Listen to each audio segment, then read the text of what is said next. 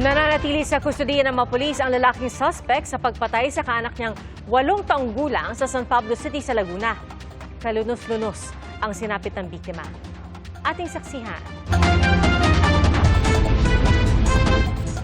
Putol ang mga daliri, tadtad ng saksak sa katawan, may hiwa sa tenga, leeg, tiyan, at sa ilang bahagi ng braso at kamay. Sa ganyang kalunos-lunos na kalagayan, natagpuan ang 8 taong gulang na lalaki sa San Pablo City, Laguna.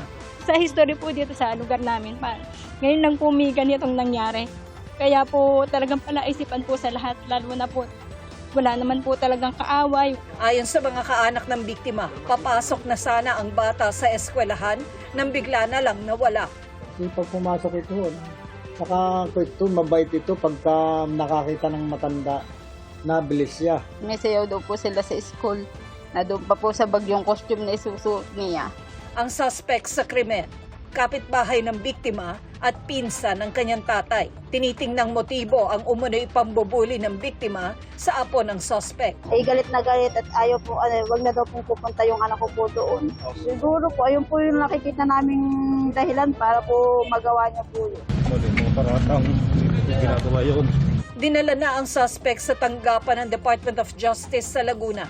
Ayon sa kanyang asawa, 1 taon nang hindi nakakalaro ng kanilang apo ang biktima. Walang katotohanan yun na yung sinasabi. Nakita ka sa anong bully? Sabi, anong bully? Sabi nanay, anong bully nanay? Hindi ko man nakakalaro yun. Sabi nung aking apo, hindi po. Pero nanlumo ang kaanak ng biktima nang sabihin sa kanila sa inquest na palalayain ang suspect dahil kulang umano ang ebidensya. Testimonya lang ng saksi ang meron, pero wala ang ginamit umanong gulok at damit na may dugo. Ayon sa mga pulis, wala pang ibinababa ang release paper kaya nananatili ang suspect sa kulungan. Sana po, mabigyan po ng hustisya yung ginawa sa kapatid ko.